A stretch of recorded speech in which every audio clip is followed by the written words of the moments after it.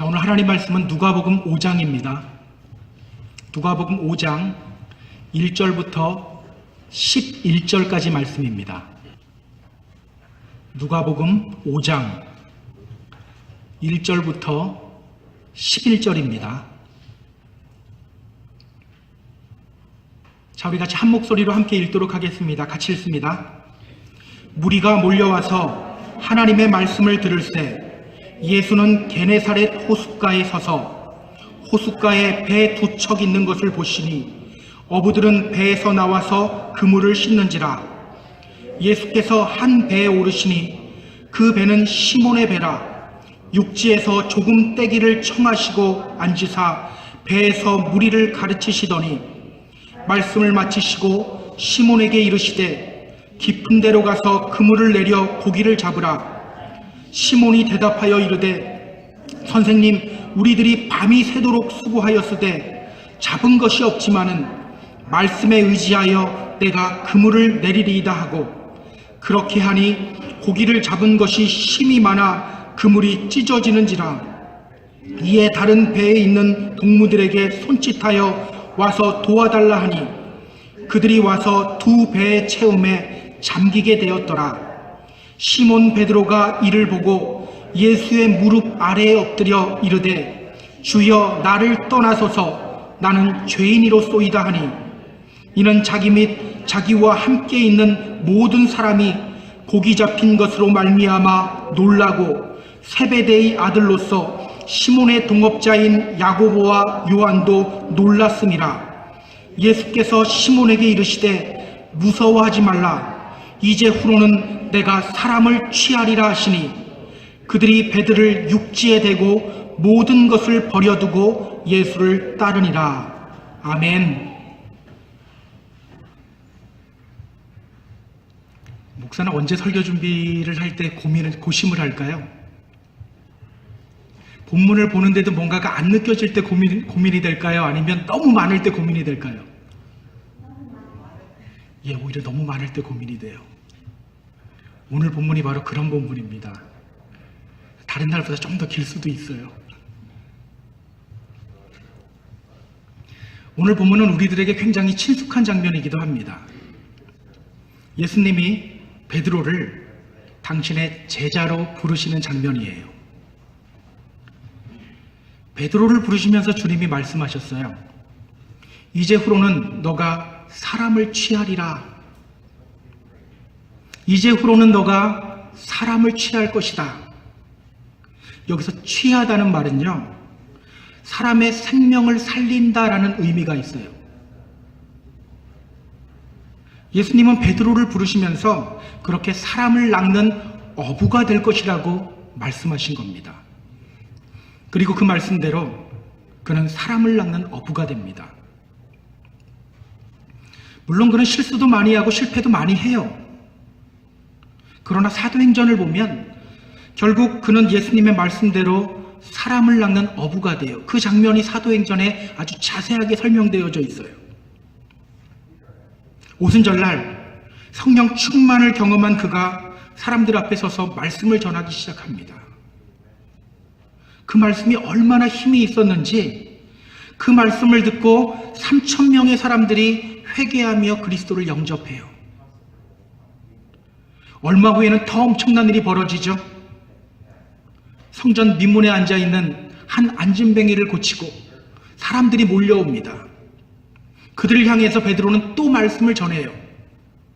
그러자 이번에는 5,000명이 넘는 사람들이 예수를 믿게 돼요. 바울을 통해서 이방 선교의 문을 연 사람도 바로 베드로예요. 이렇게 그는 사람을 낚는 어부가 됩니다.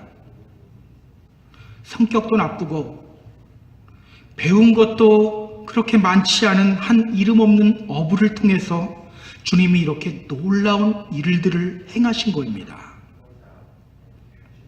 여러분, 이것이 바로 주님이 일하시는 방법이에요. 우리 주님은요, 물질로 일하지 않아요. 시스템으로 일하지 않아요.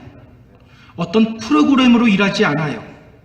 우리 주님은 사람을 통해서 일하십니다. 사람을 통해서 일하셔요. 근데 여러분 그거 아세요? 그 주님이 오늘도 우리들을 통해 당신의 일을 하신다는 겁니다. 베드로를 부르시고 사명을 주신 것처럼 오늘 우리들을 부르시고 우리들에게 사명을 주시고 계신다는 겁니다. 따라서 오늘은요, 우리를 부르시는 주님의 이 부르심이 어떤 부르심인지 우리가 이 부르심을 올바로 이해하는 시간을 가지려고 합니다. 또 그 부르심에 올바로 반응하며 온전히 주님께 쓰임받는 사람이 되기를 결단하는 시간을 함께 가지기를 원합니다. 자, 우리 그럼 본론으로 한번 들어가 볼까요? 1절입니다.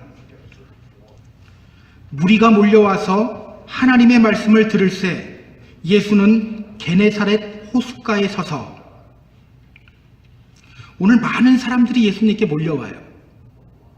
그들이 예수님께 몰려온 이유가 뭘까요? 하나님 말씀 듣기 위해서입니다. 지난주 우리가 봤던 나사렛 사람들과는 전혀 다른 반응이에요. 어쨌든 많은 사람들이 예수님께 몰려왔어요. 여러분 얼마나 많이 몰려왔을까요? 저는 이런 게 궁금하더라고요. 성경을 보다 보면 얼마나 많이 몰려왔기에 이렇게 무리가 몰려왔다고 할까? 얼마나 많이 몰려왔을 것 같습니까? 오늘 본문에서 말하는 이 몰려오다라는 단어를 헬라어 성경으로 보니까요, 에피케이마이라는 이런 단어예요. 에피케이마이, 이 단어는요 press upon, 그러니까 누르다라는 뜻이에요. 그러니까 정확하게는 모르지만 예수님이 사람들에게 밀려서 눌려서 호숫가로 빠질 정도로 사람들이 많이 몰려왔다는 거예요. 엄청나게 많은 사람들이 몰려온 거죠. 여러분 예수님 기분이 좋았을까요? 나빴을까요? 당연히 좋았죠. 저도 예배 때 사람들이 많이 오면 되게 좋거든요. 예수님도 아마 좋았을 거예요. 나사렛에서는 말씀 듣고 외면했어요. 근데 지금 이 가버나움 근처 이 갈릴리 호수에서는 사람들이 말씀을 듣기 위해서 몰려오는 거예요. 얼마나 기분 좋았을까요? 그런데 오늘 성경을 가만히 보면요, 예수님의 눈은 그 많은 사람들을 향해 있지 않아요. 2절 한번 볼까요? 호숫가에 배 두 척이 있는 것을 보시니 어부들은 배에서 나와서 그물을 씻는지라. 예수님의 눈이 지금 어디를 향하여 있습니까? 저쪽에서 그물을 씻고 있는 어부들이에요. 그물 씻고 있다는 것은 무엇을 의미합니까? 다음 고기잡이를 위해서 그물을 정리하고 있다는 말이에요. 자, 그렇다면 여러분, 이 배는 고기잡이를 위해 출항을 준비하고 있는 배입니까? 아니면 이미 어업을 마치고 돌아온 배입니까? 예, 돌아온 배예요. 이미 어업을 마치고 돌아온 배라는 거예요. 고기잡이를 끝내고 피곤한 몸을 이끌고 그물을 정리하고 있는 그 어부들을 향해서 예수님의 시선이 고정되기 시작했다는 거예요. 자, 그럼 예수님이 그들에게 어떤 말씀을 하시는지 한번 볼까요? 3절입니다. 예수께서 한 배에 오르시니 그 배는 시몬의 배라. 육지에서 조금 떼기를 청하시고 앉으사 배에서 무리를 가르치시더니. 예수님이 그 중에 한 배에 오르세요. 그리고 말씀하십니다. 배를 호수에 띄워라. 배를 호수에 띄워라. 여러분 지금 이 상황이 어떻게 보이세요? 지금 이 배는 어떤 배라고 했습니까? 나가려고 준비하는 배라고 했어요? 아니면 돌아온 배라고 했어요? 이미 돌아온 배잖아요. 예수님이 그 위에 탁 올라서서 배를 띄워라 라고 말씀하시는 거예요. 어느 날 낚시 전문점 앞에 쭉 배들이 전시되어 있는 것을 보고서 둘째가 저에게 이런 말을 해요. 아빠, 제가 크면 저런 배 하나 사줄게요. 그 말을 듣더니 또 막내가 그러는 거예요. 아니야, 내가 사줄 거야. 굉장히 행복할 것 같지 않습니까? 이제 첫째는 이런 말 안 하더라고요. 첫째는 어렸을 때 막 아빠 제가 나중에 집을 짓는데 엘리베이터가 있는 집을 지어서 아빠 줄게요 막 이러더니 이제는 이런 말 안 해요. 근데 이 둘째와 셋째는 이 지키지 못할 공약들을 막 남발해요. 그래도 그 모습 귀엽잖아요. 근데 그때 제가 뭐라고 했을까요? 미안한데 아빠 배 절대 필요 없어. 제가 왜 이렇게 대답했을까요? 여러분, 배는요 탈 때만 좋아요. 올리고 내리기가 얼마나 귀찮은 건데요. 요즘은 그나마 트레일러에 올려서 끌면 되지만 당시만 해도 그렇지 않았어요. 저는 바닷가 동네에서 자라서 잘 알아요. 밑에 통나무를 대고서 여러 사람들이 정말 힘겹게 밀어서 배를 육지로 올려야 됐어요. 그렇게 힘겹게 배를 올리고 그물을 정리하고 있는데 예수님이 그 배에 올라타신 거예요. 그리고 말씀하시는 겁니다. 배를 호수에 다시 띄워라. 여러분, 이 어부들의 입장에서는요, 이게 굉장히 황당한 일이에요. 그런데 여러분, 예수님이 올라타신 배가 누구의 배입니까? 그 배는 시몬의 배라. 하필 시몬의 배예요. 여러분, 우리는 그가 어떤 사람인지 잘 알잖아요. 그는 충동적이고 다혈질적인 사람이에요. 성경을 보다 보면요, 그는 예수님의 제자가 된 뒤에도 이 성격이 잘 안 죽었어요. 예수님 만나기 전에는 어땠을까요? 뻔하잖아요. 더 안 좋았겠죠? 그야말로 개떡 같았을 거예요. 바로 그 시몬의 배입니다. 그리고 시몬은요, 지금 특히 더 예민한 상태예요. 밤새도록 그물을 던졌는데 한 마리도 잡지 못한 상태예요. 아마 그물 정리하면서 이런 생각하고 있었을지도 모르겠어요. 오늘 기분도 안 좋은데 한 놈만 걸려봐라, 이러고 있었을지도 몰라요. 그런데 예수님이 그 시몬의 배에 타신 거예요. 그 옆에 배에 타지 왜 하필 시몬의 배에 탔을까? 여러분, 이때 베드로의 마음이 어땠을까요?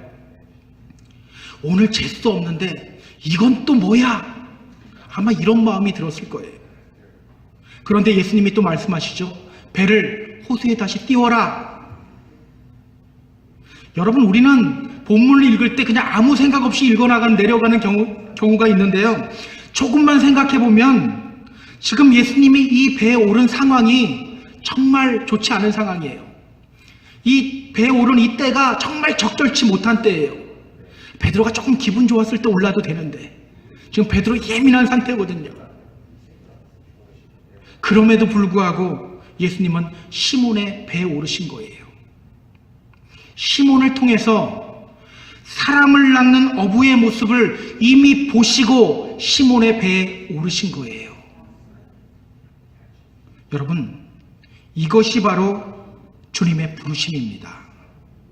우리 주님은요, 우리의 상황과 기분에 관계없이 우리에게 오세요. 자, 우리 주님이 우리가 상황이 좋을 때, 환경 좋을 때 우리에게 오시면 얼마나 좋습니까? 내가 좀 기분이 좋을 때 나에게 오시면 얼마나 좋습니까? 근데 우리 주님은 그렇게 하지 않는다는 거예요.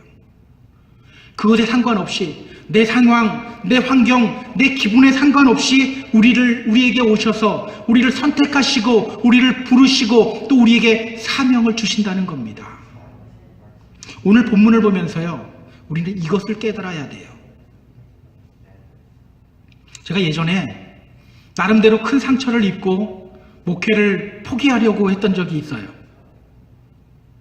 그때 제가 집사람에게 막 울면서 이런 이야기를 했어요. 나 도저히 목회 못하겠어. 근데 저희 집사람이 그때 이런 말을 하더라고요. 정 힘들면 나도 좋대요. 정 힘들면 놓으래요. 괜찮대요. 근데 이상하죠? 그 말을 듣는 순간 위로가 되기 시작하는 거예요. 만약에 저희 집사람이 어떻게 그럴 수가 있어? 당신이 그러고도 목사야 그랬으면 제가 거기서 반발 심리 때문에 나갔을지도 모르겠어요. 그런데 정 힘들면 나도 된대요. 그 말이 저에게 위로가 되더라고요. 그런데 그 위로를 받고 제가 글을 읽는데 이런 글이 눈에 들어오는 거예요. 내가 좋을 때만 하는 것은 하나님의 일이 아니고 나의 일입니다. 아픔과 시련에도 불구하고 감당하는 것이 하나님의 일입니다. 내가 좋을 때만 하는 것은 하나님의 일이 아니고 나의 일입니다. 아픔과 시련에도 불구하고 감당하는 것이 하나님의 일입니다. 순간 이런 생각이 들었어요. 내가 지금까지 내 일하고 있었구나. 나는 하나님이 나를 불러주셨다고 생각하고 하나님의 일을 한다라고 생각했는데 결국은 내가 지금 내 일하고 있었던 거구나. 실제로는 하나님이 나를 부르시고 선택한 삶이 아니라 내가 하나님을 선택한 삶을 살아가고 있었구나. 그 순간 회개할 수밖에 없더라고요. 요한 1서 4장 19절은 말이에요. 우리가 사랑함은 그가 먼저 우리를 사랑하셨습니다. 우리가 사랑함은 그가 먼저 우리를 사랑하였습니다. 여러분이 먼저 하나님 사랑해서 선택한 것 같죠? 절대 그렇지 않다는 거예요. 하나님이 우리를 먼저 사랑해서 선택하시고 부르셨다라는 거예요. 우리는 이것을 기억해야 돼요. 우리 주님이 우리를 먼저 사랑했고 우리를 먼저 선택하시고 우리를 부르시고 우리에게 사명을 주십니다. 그래서 여러분, 주님의 부르심은 엄숙한 거예요. 내 상황이나 기분 보고 오시지 않으세요. 그것을 뚫고 우리에게 오십니다. 많은 사람들이요, 이 사실을 깨닫지 못해요. 그래서 자꾸 내 기분이나 상황에 따라서 주님의 일을 감당하려고 해요. 여러분 생각해 보세요. 내가 기분 좋을 때, 내 상황이 괜찮을 때 주님 받아들이고 말씀에 순종한다면 그것은 주님이 나를 선택했다는 겁니까? 내가 주님 선택했다는 겁니까? 다시 한번 물어볼까요? 내가 기분 좋을 때, 내 상황 괜찮을 때 주님 말씀 받아들이고 순종한다면 그것은 주님이 나를 선택했다는 거예요? 아니면 내가 주님 선택했다는 겁니까? 내가 선택했다는 거죠. 그런데 성경은 뭐라고 말합니까? 우리가 먼저 주님을 선택했기 때문에 주님이 우리 사랑하시고 불러주신다라고 말해요? 그렇지 않죠. 하나님이 먼저 우리를 선택하시고 사랑하시고 불러주셨다라고 말해요. 우리는 이 두 개가 자꾸 거꾸로 될 때가 많아요. 그러다 보니까 우리는요, 자꾸 큰 믿음 가져야 돼, 큰 믿음 가져야 돼, 자꾸 여기에 집중해요. 내 믿음은 이렇게 커, 자꾸 여기에 집중해요. 왜? 큰 믿음이 있어야 주님의 일 감당할 수 있을 것 같거든요. 여러분, 우리가 자꾸 잊어버리는 것이 있어요. 그 믿음을 주시는 분이 바로 하나님이라는 사실이에요. 나에게 믿음을 주시는 분이 바로 하나님이시다. 그렇다면 여러분, 우리가 이 믿음 생활하면서 진짜 집중해야 될 것이 무엇입니까? 큰 믿음 갖는 것이 아니죠. 우리에게 믿음을 주시는 주님께 집중해야 되는 거예요. 주님께 집중해야 된다. 여러분, 믿음이 내 노력의 결과물입니까? 우리가 마음 먹어서 믿음 생기게 되었나요? 아니에요. 믿음은요, 하나님이 우리에게 주신 선물이에요. 공짜 선물이에요. 이것을 알면 우리는 겸손해질 수밖에 없는 거예요. 나는 이런 일도 한다? 이것이 아니라 하나님이 나같이 부족한 사람을 부르시고 나를 통하여 당신의 일을 이렇게 하시는구나, 이렇게 고백할 수밖에 없어지는 겁니다. 여러분, 우리 안에 이런 고백이 있으면요, 주님의 부르심 앞에서 절대 나의 상황이나 환경이나 능력 보지 않아요. 내 기분 따라 신앙생활하지 않아요. 왜? 주님이 나를 통해 당신의 일을 하시기 때문이에요. 이 일이 성공으로 끝날까? 실패로 끝날까? 실패로 끝나면 안 되는데, 이런 마음도 품지 않아요.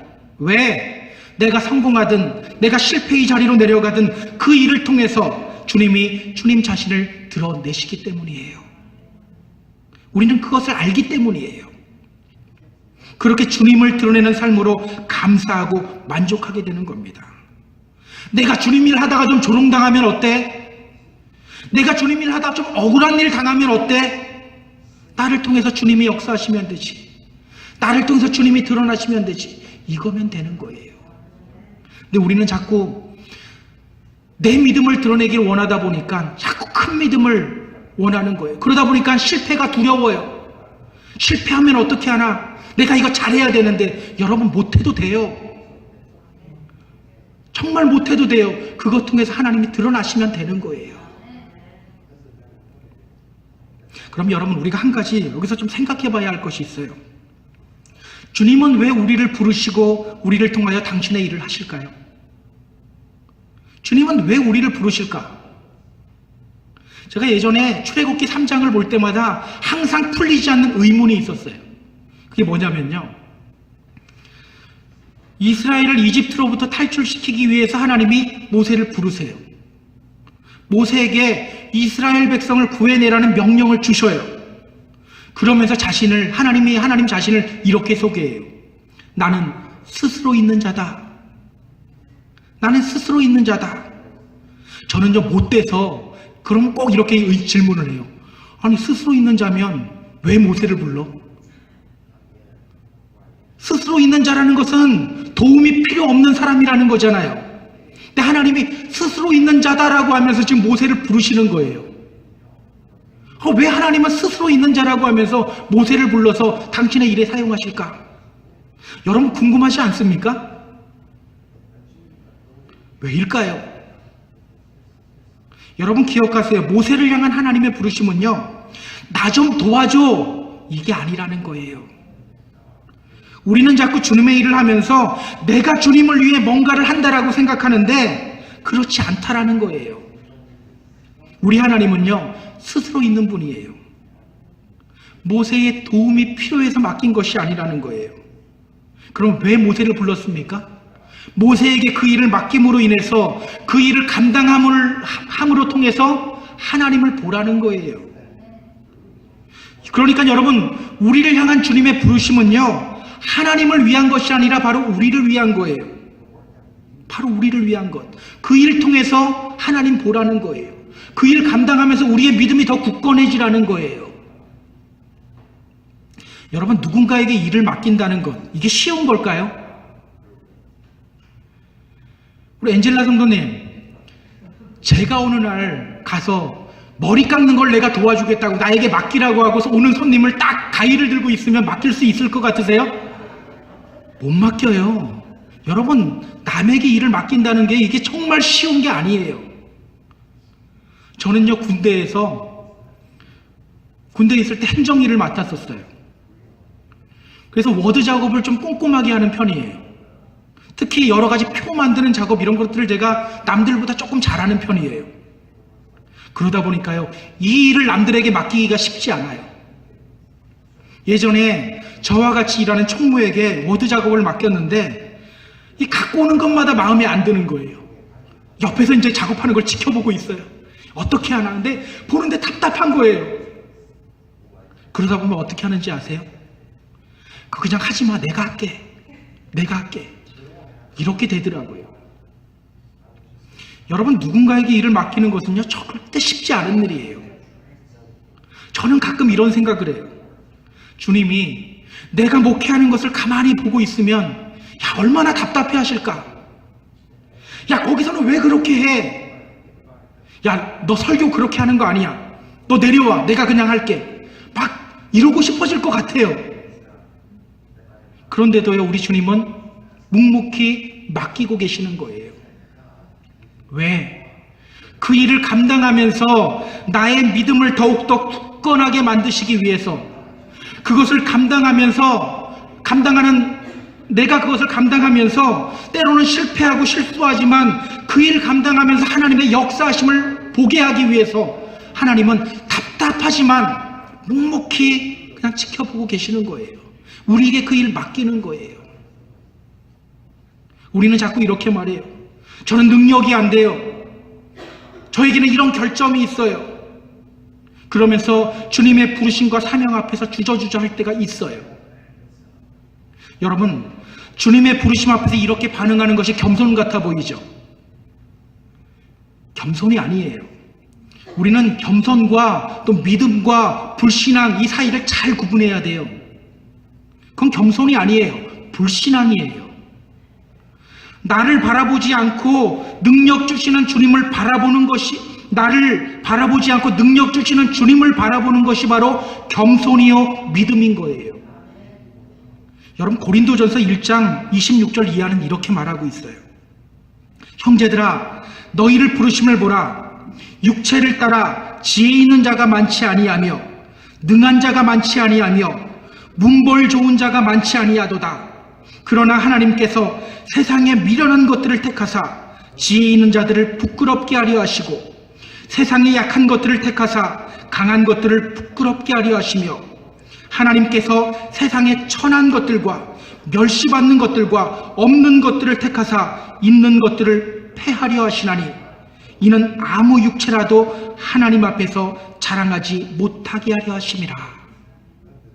주님이 우리를 부르신 이유가 무엇입니까? 잘나고 능력이 있어서 부른 것이 아니라는 거예요. 우리가 부족하기 때문에 주님이 우리를 부르시고 사명 주시는 거라는 거예요. 그 부족함을 통해서 역사하시는 주님을 경험하라는 겁니다. 사랑하는 우리 펜사콜라 한인교회 성도 여러분, 그 주님이 오늘 우리들을 부르시고 계십니다. 우리에게 사명을 주시고 계셔요. 우리의 상황과 환경과 우리의 감정을 뚫고 우리를 부르시고 계십니다. 그 부르심 앞에 정말 심령이 가난한 사람으로 서시기 바랍니다. 나의 상황과 환경과 내 기분에 집중하기보다는 주님께, 능력 주시는 주님께 여러분의 눈을 고정시키시기 바랍니다. 그렇게 나를 통하여 주님을 드러내시기를 결단하는 저와 여러분 모두 되기를 주님의 이름으로 부탁드립니다. 그렇다면 여러분, 주님의 부르심에 온전히 반응하기 위해서 우리가 기억해야 할 것은 무엇일까요? 주님이 우리를 부르실 때 우리가 온전히 아멘으로 반응해야 되는데 이 아멘이라는 말이 언제나 잘 나오지는 않잖아요.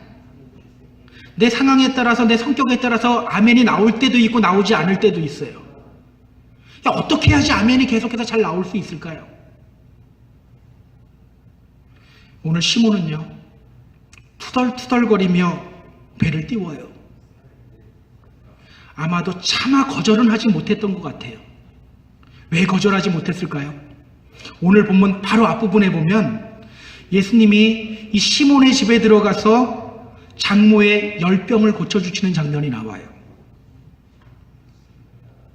누가 내 배에 올라와서 그러고 봤는데 어제 우리 장모님 고쳐준 그분인 거예요.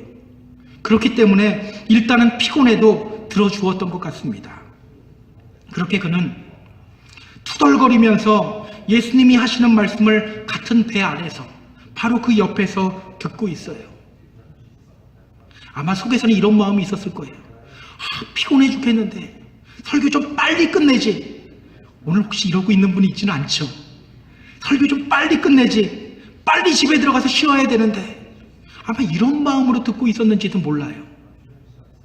그런데 여러분, 이 시몬에게요, 아주 신기한 현상이 일어나요. 말씀을 마치신 예수님이 시몬에게 말합니다. 깊은 데로 가서 그물을 내려 고기를 잡으라. 깊은 데로 가서 그물을 내려 고기를 잡으라. 너 지금까지 물고기 한 마리 잡지 못했지? 내가 잡게 해줄게. 깊은 데로 가서 그물을 내려봐. 여러분, 이 말이 고마운 말이었을까요? 아니면 자존심 상하게 하는 말이었을까요? 자존심 상하게 하는 말이죠. 그는요, 물고기 잡는 것에 있어서는 전문가예요. 그런데 물고기에 대해서 전혀 알지 못할 것 같은 사람이 지금 자기를 코치하고 있는 거예요. 장모를 고쳐준 것도 있고 해서 어쩔 수 없이 배를 띄우기는 했지만 그물을 내리라는 말씀은 도저히 듣지 못할 명령이에요.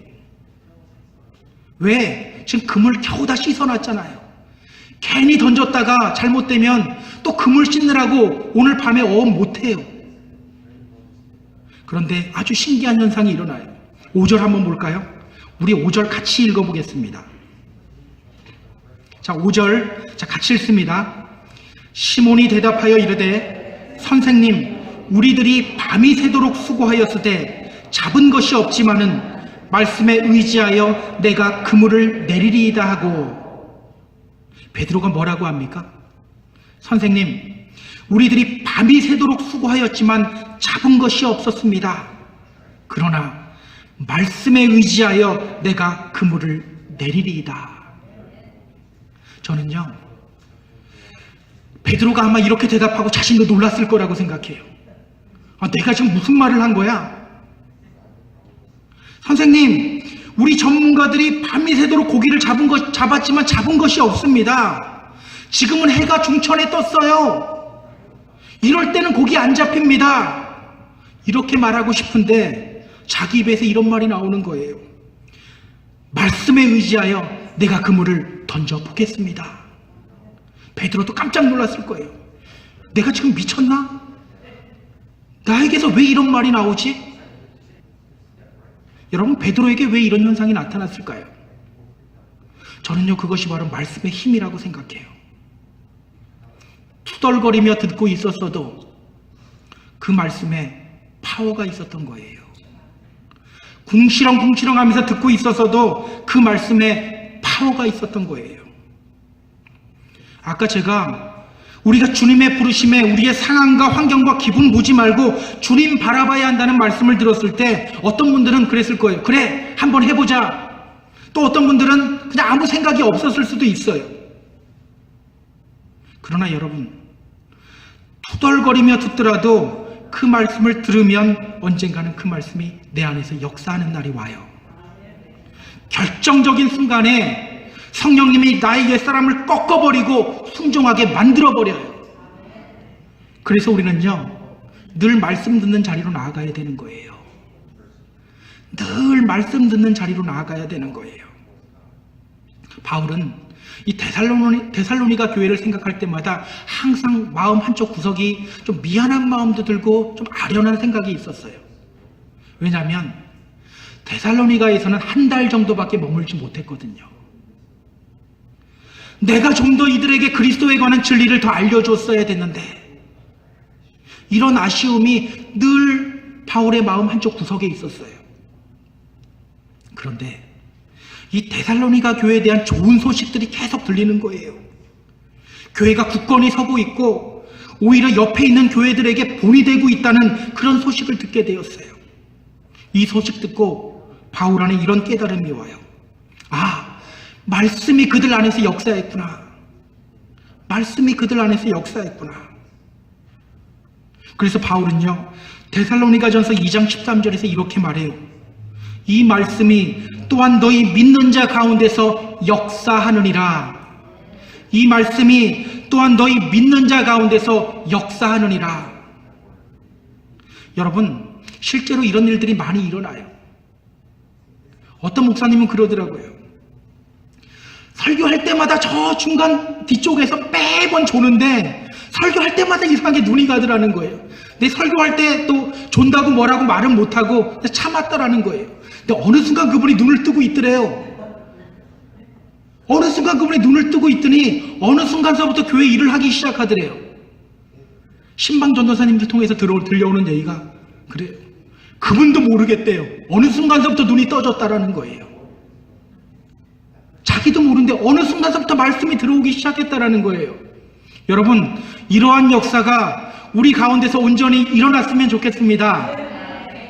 사랑하는 펜사콜라 하는교회 성도 여러분, 말씀은 역사하는 힘이 커요.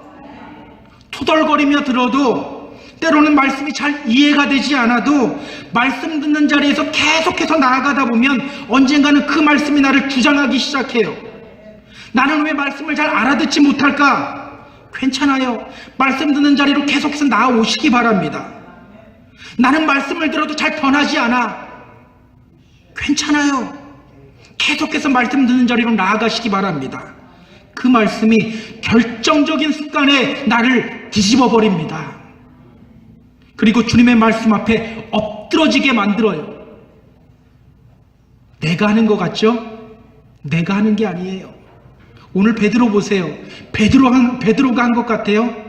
말씀 투덜거리면서 들었지만 그 말씀의 힘에 의해서 자기도 모르게 말한 거예요. 제가 말씀에 의지하여 금을 내려보겠습니다. 여러분, 그러면요, 기적을 경험하게 되는 거예요. 오늘 베드로가 어떤 기적을 경험하게 되는지 한번 볼까요? 6절, 7절입니다. 6절, 7절. 그렇게 하니 고기를 잡은 것이 심히 많아 그물이 찢어지는지라. 이에 다른 배에 있는 동무들에게 손짓하여 와서 도와달라 하니 그들이 와서 두 배의 채움에 잠기게 되었더라. 엄청난 고기를 잡게 돼요. 너무 고기가 많이 잡혀서 다른 배가 하나 더 왔는데도 그 두 배의 고기가 꽉 찰 정도로 잡히게 돼요. 여러분이 이게 기적 같으세요? 저는 이게 기적으로 보이지 않아요. 여러분이 믿음 생활하고 사업이 잘 되고 갑자기 복권이 맞으면 그게 기적 같습니까? 그게 기적이 아니에요. 정말 기적이 뭔지 한번 보시기 바랍니다. 자, 오늘 베드로가 이걸 통해서 무엇을 보게 되는지를 한번 보세요. 8절입니다. 우리 8절 같이 한번 읽어볼까요? 시몬 베드로가 이를 보고 예수의 무릎 아래에 엎드려 이르되 주여 나를 떠나소서 나는 죄인이로소이다 하니. 시몬 베드로가 이를 보고 예수의 무릎 앞에 엎드려 이르되 주여 나를 떠나소서 나는 죄인이로소이다 하니. 이전에 이 시몬 베드로가 예수님을 향해 뭐라고 했죠? 선생님이라고 했어요. 근데 지금은 그 선생님이 무엇으로 바뀌었습니까? 주여, 주님으로 바뀐 거예요. 지금 선생님이 주님으로 바뀐 거예요. 지금 베드로는요, 그 물고기 많이 잡는 것을 통해서 야, 내가 물고기 많이 잡았다. 내가 이제 기적을 경험했다. 단순히 이것이 아니라 그것을 통해서 주님을 보게 된 거예요. 여러분, 오늘 예수님이 베드로에게 이런 기적을 보여주신 이유가 무엇입니까? 고기 한 마리도 잡지 못한 베드로 위로하려고 고기 많이 잡게 해줬을까요? 아니에요. 주님 보게 하기 위해서예요. 그분의 권위 앞에 무릎 꿇으라고 이런 기적 보여주신 거예요. 근데 우리는 잘 모르죠. 잘 되면 그것으로만 그냥 하나님께 기뻐하고 말아요. 아싸, 재수 좋다 이러고 말아요. 하나님이 우리에게 보여주시는 것은요, 그것을 통해서 주님 보라는 거예요. 저는요, 오늘 이 베드로가 경험한 것과 같은 이 기적이 오늘 우리에게 많이 일어나게 되었으면 좋겠어요. 여러분, 말씀 듣는 자리로 나아가다 보면 그 말씀이 우리 안에서 역사하기 시작해요. 그리고 결정적인 순간에 그 말씀 앞에서 엎드러지고 순종하게 돼요. 그 순간 우리는 주님 보게 되는 거예요. 성경은요, 바로 여기에서부터 시몬의 이름을 시몬 베드로라고 바꿉니다. 왜 그렇습니까? 주님 보았기 때문이에요. 우리도 마찬가지예요. 그렇게 주님을 바라볼 때에 우리는 진짜 믿음의 성도가 되는 겁니다. 그렇게 주님을 바라보자 그가 또 고백해요. 주여 나를 떠나소서 나는 죄인입니다. 주님을 보게 되자 자기의 연약함을 발견하게 되는 거예요. 여러분, 주님을 만나면요, 그분의 거룩하신 그 임재 앞에서 나의 부족함이 보이고 나의 죄가 드러나는 거예요. 그래서 진짜 믿음의 사람은요, 죄를 짓지 않는 사람이 아니라 늘 말씀 앞에서 나의 죄를 발견하는 사람이에요. 실수하고 실패하지 않는 사람이 아니라 그걸 통해서 나를 바라보고 주님의 도우심을 구할 수 있는 사람, 이 사람이 진짜로 성숙한 그리스도인이요, 이 사람이 바로 진짜 믿음의 사람인 거예요. 그래서 주님을 만난 사람들, 정말 주님의 일을 하는 사람들은요, 겸손하게 되는 거예요. 심령이 가난하게 되는 거예요.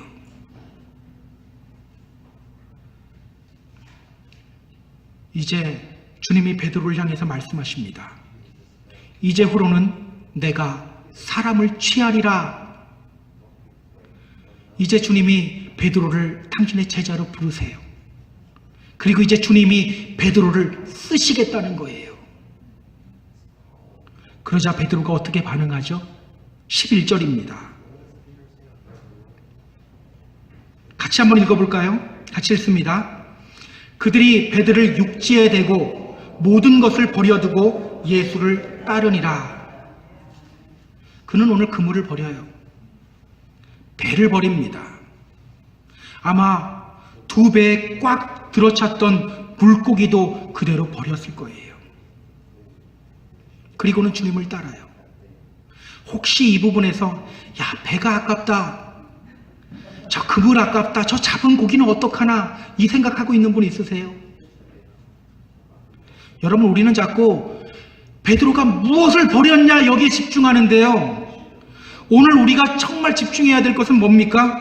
베드로가 무엇을 버렸냐가 아니라 버리고 무엇을 얻었냐예요. 베드로는요, 주님 만난 뒤에 무엇이 더 귀한 것인지를 아는 거예요. 그래서 갈등 없이 과감히 버릴 수 있었던 거예요.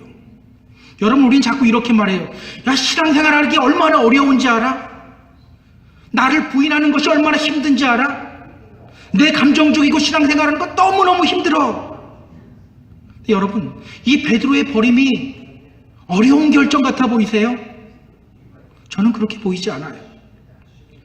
버린 것이 아니라 더 좋은 것을 붙잡은 거예요. 여러분, 희생과 헌신은요, 그것이 희생이고 헌신이라고 생각하는 순간 이미 희생과 헌신이 아니에요. 횡재했다고 생각하고 하는 것이 바로 희생이고 헌신인 거예요. 아무든지 나를 따라오려거든 자기를 부인하고 날마다 자기 십자가를 지고 나를 따를 것이다. 우리는, 여러분, 이 말은요, 단순히 버리고 부인하는 것에 초점이 있는 것이 아니에요.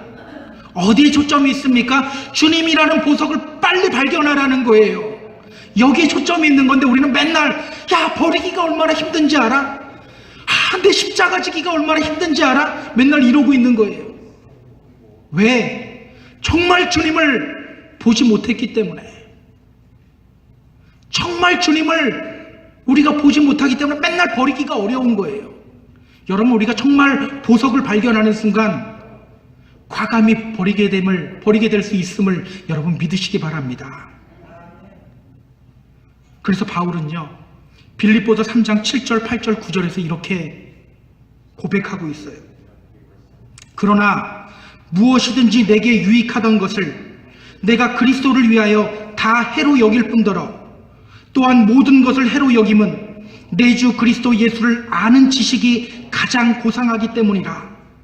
내가 그를 위하여 모든 것을 잃어버리고 배설물로 여김은 그리스도를 얻고 그 안에서 발견되려 함이니 내가 가진 의는 율법에서 난 것이 아니요 오직 그리스도를 믿음으로 말미암은 것이니 곧 믿음으로 하나님께로부터 난 의라. 저는요, 오늘 우리 가운데서 막 이런 믿음의 선포가 막 일어났으면 좋겠어요. 야, 버리기가 얼마나 어려운지 알아? 이것이 아니라 나는 주님 잡았다라고 하는 이 선포. 이 선포가 늘 우리 안에서 일어나게 되기를 주님의 이름으로 축원합니다. 제가 마지막으로 한 청년의 이야기를 하고 말씀을 정리하려고 해요. 여러분, 혹시 웨일즈 부흥운동이라는 이 부흥운동에 대해서 들어보셨습니까? 웨일즈 부흥운동. 1904년 초 영국의 웨일즈에 아주 강력한 부흥운동이 일어나요. 처음 17명이 모인 작은 집회에서 한 청년의 설교를 듣고 사람들이 회개하며 성령 충만을 경험하기 시작해요. 근데 이것이 5개월 후에 웨일즈 전역을 덮어버려요. 웨일즈 지역에서만 10만여 명이 교회를 찾기 시작해요. 이 웨일즈 지역은요, 광산 지역으로 유명했던 곳이거든요. 그래서 이곳 사람들은 굉장히 거칠었어요. 말 자체가 항상 욕과 이 거친 말들이 나가는 사람들이었어요. 그런데 그 탄광촌에서 찬송 소리가 들리기 시작해요. 탄광촌 주위에 술집들이 텅텅 비기 시작해요. 놀라운 역사가 이 웨일즈를 강타했어요. 그런데 이 운동은요, 단순히 웨일즈에만 머물지 않았어요. 영국 전역으로 퍼지고 또 세계로 퍼져요. 한국에도 영향을 미쳐요. 우리가 잘 알고 있는 1907년에 일어났던 평양 대부흥운동, 이것도요, 웨일즈 부흥운동의 영향을 받아서 생겨난 거예요. 이런 일에 불씨를 당기기 위해서 하나님이 사용하신 사람이 있어요. 바로 이반 로버츠라고 하는 한 무명의 청년입니다. 그는 광부의 아들로 태어나서 12살 때서부터 아버지를 따라 광산에서 힘든 일을 하며 가난하게 살던 사람이었어요. 그러다가 신학교에 들어갔고 자기 설교 들어줄 사람이 아무도 없는 거예요. 그래서 목사님에게 찾아가서 설교 한 번만 할 기회를 달라고. 그래서 예배 다 끝난 다음에 그래도 남는 사람이 있으면 데리고 설교해라. 그래서 17명 데리고 처음 설교한 거예요. 근데 그게 나중에 이렇게 역사하기 시작하는 거예요. 한 이름 없는 한 청년을 통해서 하나님이 이렇게 큰 일을 하시는 거예요. 그 하나님이 오늘 우리도 부르고 계심을 기억하시기 바랍니다. 우리가 남들보다 착해서 배운 것이 많아서 아니에요. 우리에게도 베드로와 같은 무한한 가능성이 있기 때문이에요. 우리는 주님의 일에 쓰임받을 수 있는 무한한 가능성이 있는 사람입니다. 우리가 이렇게 주님을 예배하고 있다는 이 자체가 이미 우리 안에 무한한 가능성을 담고 있다라는 거예요. 여러분, 주님을 바라보며 말씀 안에 서서 그 부르심에 아멘으로 응답하시기 바랍니다. 그렇게 주님의 일에 온전하게 쓰임받는 저와 여러분 모두 되기를 주님의 이름으로 축복합니다. 축원합니다. 자, 우리 같이 찬양할 때요, 전능하신 나의 주 하나님은 능치 못하실 일 전혀 없네. 주님의 말씀 의지하여서 깊은 곳에 금을 던지겠습니다. 우리가 이 찬양하면서 이 말씀을 생각하면서 우리가 주님의 부르심에 온전히 쓰임받는 삶을 살아가겠습니다. 우리가 고백했으면 좋겠어요. 전능하신 나의 주 하나님을 능치 못하실 일 전혀 없네. 우리의 모든 간구도 우리의 모든 생각도 우리의 모든 꿈과 모든 소망도 신실하신 나의 주 하나님을 우리의 모든 괴로움 바꿀 수 있네. 불가능한 일 행하시고 죽은 자를 일으키시니 그를 이길 자 아무도 없네. 주의 말씀 의지하여 깊은 곳에 금을 던져 오늘 그가 놀라운 일을 이루시는 것 보라. 주의 말씀 의지하여 믿음으로 금을 던져 믿는 자에겐 능치 못하. 주의 말씀 의지하여 주의 말씀 의지하여 깊은 곳에 금을 던져 오늘 그가 놀라운 일을 이루시는 것 보라. 주의 말씀 의지하여 금을 던져 믿는 자의 우리 한 번 더 선포하며 나가볼까요? 주의 말씀 의지하여 주의 말씀 의지하여 깊은 곳에 금을 던져 오늘 그가 놀라운 일을 이루시는 것 보라. 주의 말씀 의지하여 금을 던져 믿는 자에겐 능치 못함. 믿는 자에겐 능치 못함 없네. 믿는 자에겐 능치 못함 없네. 자, 우리 함께 기도하며 나아갈까요? 우리 이 시간 기도할 때 하나님, 주님은 우리를 부르시고 우리를 선택하시고 우리를 사용하시는 분이십니다. 내 기분과 내 상황 여기에 관계없이 주님은 그것을 뚫고 우리에게 오십니다. 이제는 우리가 말씀 안에 서서 그 부르심을 온전히 감당하기를 원합니다. 온전히 말씀 안에 있어서 믿음으로 우리가 그 부르심에 아멘하며 나아가기를 원합니다. 그렇게 기적을 경험하고 그 기적을 통해 주님을 다시 한번 바라보고 우리의 믿음이 더욱더 굳건해지기를 원합니다. 우리가 함께 기도하며 나아갑니다. 기도합니다.